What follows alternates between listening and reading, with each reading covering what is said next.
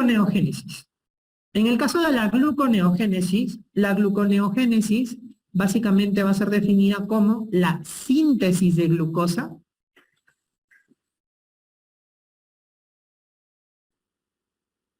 a partir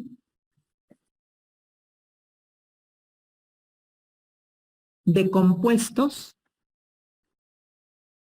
que no son carbohidratos.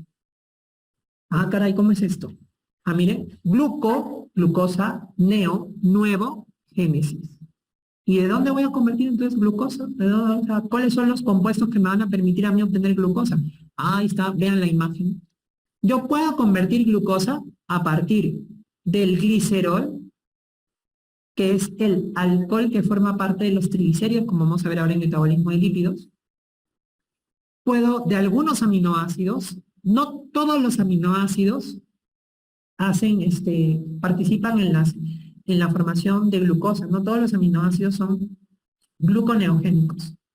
De hecho, básicamente hay dos que no son gluconeogénicos, el resto sí. ¿Cuál es el excepto? Voy a cambiar de color para que se acuerden. ¿Cuáles no son los aminoácidos que no producen, que no pueden transformarse en glucosa? Ya, los aminoácidos no, excepto lisina y leucina.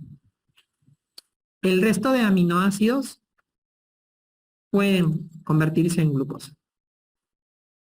Estoy en verde. Okay. Y el otro es el lactato, que ya lo habíamos visto en el famoso ciclo de Cole, ¿no? El lactato que se convierte a piruvato y luego piruvato. Ok. ¿Cuándo yo voy a utilizar o cuándo se va a producir este proceso de gluconeogénesis? Este proceso de gluconeogénesis yo lo voy a utilizar en las situaciones de ayuno cuando se agotaron las reservas de glucosa. ¿Cuáles son las reservas de glucosa? ¿Cómo se guarda la glucosa en el cuerpo? Como glucógeno. Cuando el glucógeno está almacenado en mi organismo, sobre todo en el hígado, se agota, entonces yo voy a empezar a utilizar la gluconeogénesis, voy a formar glucosa de otros compuestos. Ustedes siempre tienen que recordar que cuando una persona tiene un ayuno inicial, las primeras 24 horas, 48 horas dicen algunos, yo voy a tener glucosa sobre todo del glucógeno, pero luego el glucógeno se agota. Entonces, una forma de obtener glucosa es voy a convertir glucosa a partir de otros compuestos. Entonces, ahí se empieza a utilizar el glicerol, los aminoácidos y el agua. ¿Dónde se realiza la gluconeogénesis? ¿En qué lugar se realiza la gluconeogénesis? Se realiza en el hígado en el 90% y en el riñón en un 10%. Son los órganos que realizan, en donde se puede realizar la gluconeogénesis. Esto explica por qué un paciente renal y un paciente con cirrosis hepática, con insuficiencia hepática marcada, tienen hipoglicemia, ¿no? ¿Por qué el renal hace hipoglicemia, doctor? ¿Por qué el renal crónico hace hipoglicemia en mi paciente? Ah, porque el riñón también tiene cierto componente en la gluconeogénesis, entonces obviamente puede producirse hipoglicemia con mayor frecuencia en el paciente renal crónico terminal. No digo que todos los renales crónicos hacen hipoglicemia, pero se puede producir. Aquel que esté en hemodiálisis, en terapia de sustitución renal. En el caso de la gluconeogénesis, no he querido ponerles las secuencias de las reacciones químicas porque realmente no suelen preguntar eso, pero como les decía, es más o menos como una glucólisis a la inversa, solamente que ¿se acuerdan ustedes las 3 enzimas de la glucólisis que les mencioné? Esas enzimas cambian en la gluconeogénesis. Aquí, solo como dato, les quiero decir 2 cosas muy puntuales. La enzima limitante, ¿no? O sea, la enzima que va a controlar la glucólisis, donde se va a controlar la glucólisis, va a ser la fructosa 1,6-bifosfatasa, que vendría a ser fosfatasa, que vendría a ser la enzima que va a reemplazar a la fosfofructoquinasa 1.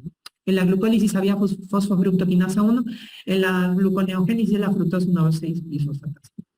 Y aquí la regulación también es importante, la regulación hormonal sobre todo.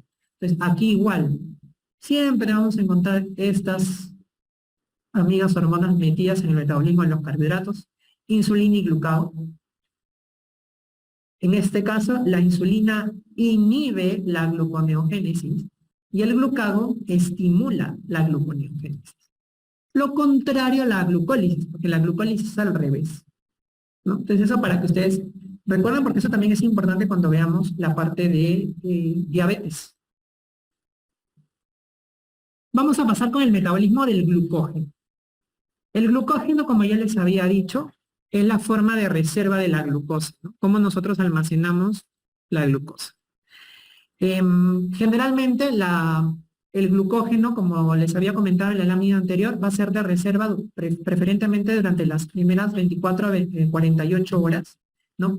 Y lo interesante del glucógeno es que el glucógeno es un polisacárido que tiene una estructura ramificada, ¿no? Por ejemplo, ustedes van a ver así una molécula de glucosa, otra molécula de glucosa, otra molécula de glucosa, y de repente se hace una rama. Una ramita acá, una ramita acá, acá continúa la cadena principal, puede tener otra rama aquí. Es como un arbolito, así es el glucógeno, ¿no? La estructura del glucógeno. Y esta estructura es importante para la síntesis y la degradación del glucógeno. El proceso de síntesis de glucógeno se conoce como glucogenogénesis o también glucogénesis, lo van a encontrar. Ojo, no se confundan con la gluconeogénesis, ¿ah? La que tiene neo siempre está en referencia a la formación de glucosa por otros compuestos. Si no tiene neo, si dice glucogenogénesis o dice glucogénesis, hace referencia a la síntesis del glucógeno. Entonces, ¿cómo se forma el glucógeno en este caso? Entonces, obviamente, todo va a empezar de la glucosa. Acuérdense que la glucosa lo primero que hace al ingresar de la célula es fosforilarse, así que toda la vía de la síntesis del glucógeno empieza con la glucosa 6-fosfato, porque habíamos dicho que la glucosa se tiene que fosforilar en la posición 6 para retenerse en la célula. El primer paso va a ser la conversión, el cambio del fosfato en el número del carbono, o sea, pasa de glucosa 6-fosfato a glucosa 1-fosfato. Y luego que se ha convertido a glucosa 1-fosfato, vamos a tener dos pasos importantes. El primero va a ser la adición del UDP a la glucosa para formar UDP-glucosa, que la UDP-glucosa va a ser como el ladrillito en el cual se va a formar el glucógeno. Va a ser el ladrillito para construir el glucógeno. Y este ladrillito va a tener la acción de dos enzimas. La glucógeno sintasa va a permitir que se formen los bloques de UDP-glucosa así, en horizontal. Digamos, la ramita principal lo va a hacer la glucógeno sintasa. Y la enzima ramificante del glucógeno va a permitir hacer las ramas. Va a permitir hacer las ramas. Y de esta manera se va a formar el glucógeno. La glucogenólisis hace referencia a lo contrario, es la degradación del glucógeno, ¿no? En este caso, para la degradación del glucógeno, vamos a tener dos enzimas igual. Fosforilasa, o también llamada glucógeno fosforilasa, le faltó aquí el nombrecito. Glucógeno fosforilasa. ¿Qué hace la glucógeno fosforilasa? La glucógeno fosforilasa lo que hace es romper los enlaces que hay en las ramas principales, o sea, en las ramas horizontales. Rompe ese enlace. En cambio, la enzima desramificante del glucógeno, como su nombre lo dice, lo que hace es rompe las ramas del glucógeno. Y luego, una vez que se ha obtenido la glucosa va a salir como glucosa 1-fosfato, que luego por una fosfoglucomutasa se va a convertir en glucosa 6-fosfato. ¿Cómo se produce la regulación del metabolismo del glucógeno? Vamos a encontrar nosotros que en este caso, en el caso de la glucogenogénesis, o sea, formación de glucógeno, va a ser principalmente estimulada de forma positiva por la insulina. La insulina estimula la formación de glucógeno. Mientras que la glucogenólisis va a ser principalmente estimulada por el glucagón y por la adrenalina. ¿Y por qué por la adrenalina? Porque cuando la adrenalina es una hormona del estrés, ante situaciones de estrés, así reacciona rápido. Entonces, cuando ustedes están, por ejemplo, y ven ustedes un accidente, tienen que actuar así. ¿Quién tiene que estar alerta? Su cerebro, su músculo para poder actuar. Entonces necesitan glucosa. Por eso la adrenalina lo que hace es, oye, me empiezas a romper el glucógeno porque esta persona tiene que estar en sus 5 sentidos, tener el combustible para poder obtener energía. Por eso la adrenalina estimula la glucogenólisis. Hay un grupo de enfermedades que se conoce como glucogenosis, como ustedes ven ahí. Las glucogenosis son enfermedades en las cuales va a haber un acúmulo de glucógeno. Son enfermedades por almacenamiento del glucógeno. Obviamente son enfermedades en las cuales hay deficiencias enzimáticas que son de tipo hereditarias. Son patologías raras. Y en este caso vamos a encontrar que hay muchos tipos, hay como 4 o 5 tipos de glucogenosis, pero las más frecuentes van a ser 2, van a ser la tipo 1, que recibe el nombre de la enfermedad de von Gierke, y la tipo 3, que recibe el nombre de la enfermedad de Cori. En el caso de la von Gierke, lo que yo voy a tener va a ser una deficiencia de una enzima que es la glucosa 6-fosfatasa. No la hemos mencionado aquí, pero la glucosa 6-fosfatasa lo que hace es quitarle el fosfato al glucógeno. Entonces, ¿qué pasa? Como no hay esta enzima, hay mucha glucosa 6-fosfato. Entonces el organismo dice, ¿qué hago con tanta glucosa 6-fosfato? Almacénalo como glucógeno. Entonces empieza a almacenar mucho glucógeno. Y en el caso del CORI, la deficiencia está en la enzima desramificante.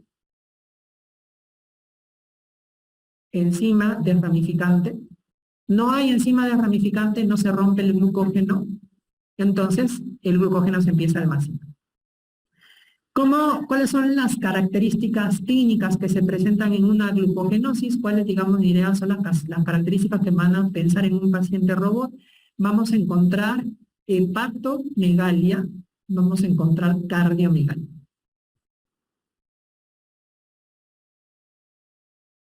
Vamos a encontrar debilidad muscular.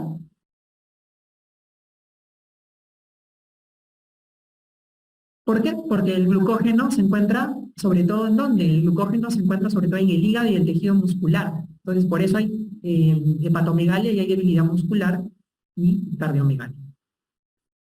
Y laboratorialmente vamos a encontrar hipoglicemia, porque como el glucógeno no está retenido ahí, no se puede utilizar, entonces en las situaciones de ayuno, si el glucógeno es mi reserva y no lo puedo romper, entonces va a haber hipoglicemia, ¿no? Y esta hipoglicemia, de forma característica, es una hipoglicemia cetósica, porque va a haber hipoglicemia y también va a haber producción de cuerpos cetónicos. Y eso lo va a diferenciar con otro trastorno que vamos a ver más adelante, en el metabolismo.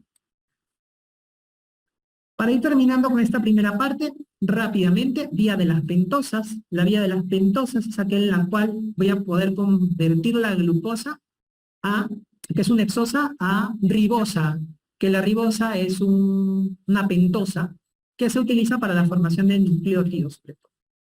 Ahora, ¿cuál es la importancia de esta vía? Que la glucosa, que en este caso va a empezar toda la vía como glucosa 6-fosfato, no solamente me va a permitir generar una pentosa, que es la ribosa 5-fosfato, sino que también me va a permitir a mí generar el NAD-fosfato. Y este NAD-fosfato es importante para 2 cosas. Para la activación del glutatión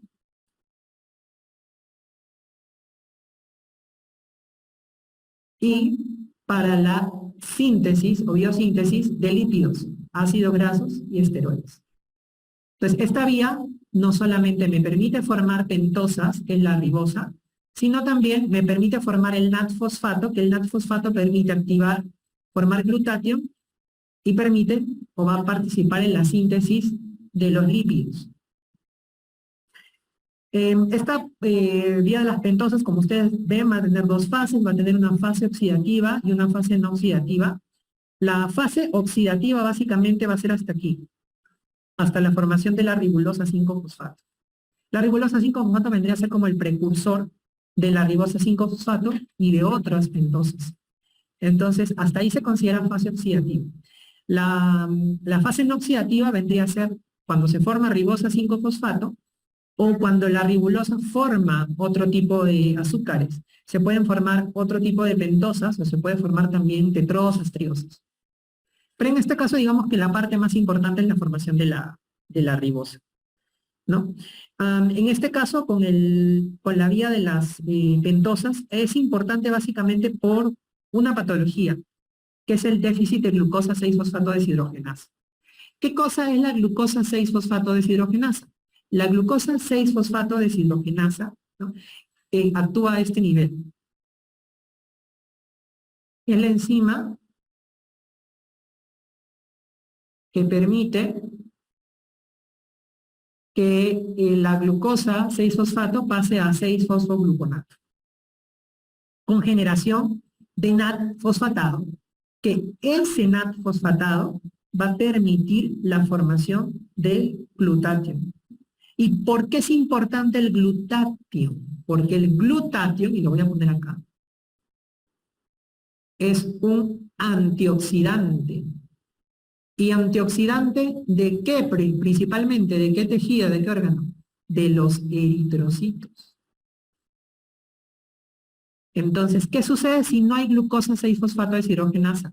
No se convierte, no hay formación de ribosa porque se rompe la vía de las pentosas, pero tampoco se forma el NAT-fosfato, por tanto no hay NAT-fosfato, no hay activación del glutatión, no hay antioxidante en los eritrocitos.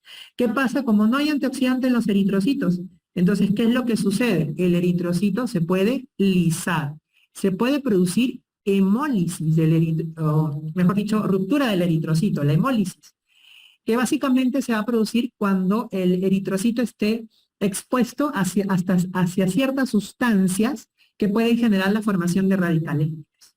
¿Cuál es el paciente robot de la deficiencia de glucosa 6-fosfato deshidrogenasa? Suele ser un paciente que está asintomático, por lo general no tiene comorbilidades, y que después del consumo de habas, una infección o la toma de algún fármaco de nuevo, empieza a experimentar hemólisis. Sobre todo bien marcado, consumo de habas. Te lo ponen ahí todavía, ¿no? Después de haber consumido habas, típico. Se trata de una deficiencia de glucosa 6-fosfato deshidrogenasa, que dicho sea de paso, es el déficit enzimático más común que existe. Déficit enzimático más común. Para terminar con el metabolismo de la galactosa, esta también ha sido pregunta de examen, sobre todo la patología que conlleva. En el caso de la galactosa, no se olviden que la galactosa va a derivar de la lactosa. Y la galactosa, chicos, ¿saben cuál es el problema de la galactosa? Que la galactosa cuando no se metaboliza, si no se metaboliza, se puede acumular en los tejidos y puede ser tóxica para los tejidos. Es por eso que es importante el metabolismo de la galactosa. En este caso, lo que yo voy a querer es que la galactosa, por una serie de procesos enzimáticos, pueda ser transformada a glucosa, ¿no? Y esa glucosa puede entrar a a todos los procesos metabólicos que ya habíamos comentado, ¿no? Aquí hay una serie de enzimas que van a participar. Vemos 3 enzimas que son principalmente las más importantes.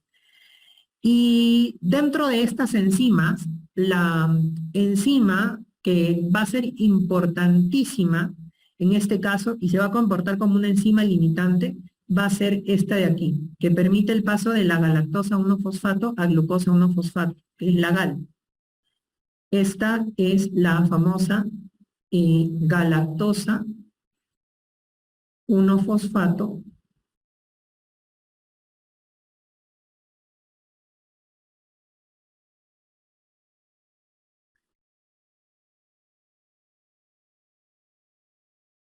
y esta galactosa 1-fosfato va a permitir o va a ser la enzima en la cual, al haber una deficiencia de esta enzima, se va a producir un acúmulo de la galactosa y de sus metabolitos, que básicamente los metabolitos de la galactosa van a ser el galactitol o el galactonato, y estos metabolitos cuando se acumulan van a producir toxicidad en los tejidos.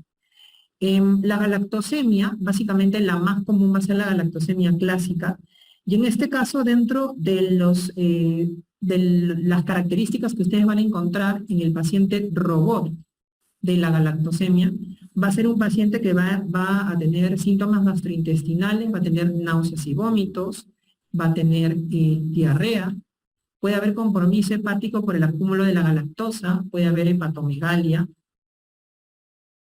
Vamos a ver que pueden haber también en estos pacientes, sobre todo en etapas iniciales, alteraciones del desarrollo, del crecimiento y desarrollo del sistema nervioso central.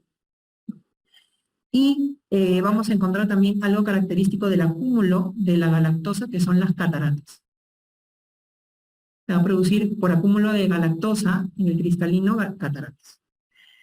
Ahora, cuando ustedes tienen básicamente el paciente con galactosemia, lo característico, lo que va a marcar mucho es las alteraciones del desarrollo con el compromiso hepático y la presencia de las cataratas. Les van a hablar ahí probablemente también de acúmulos como el acúmulo de sustancias tóxicas como el galactitol o el galactonato, que hace referencia a que la galactosa no se está metabolizando bien dentro del paciente robot.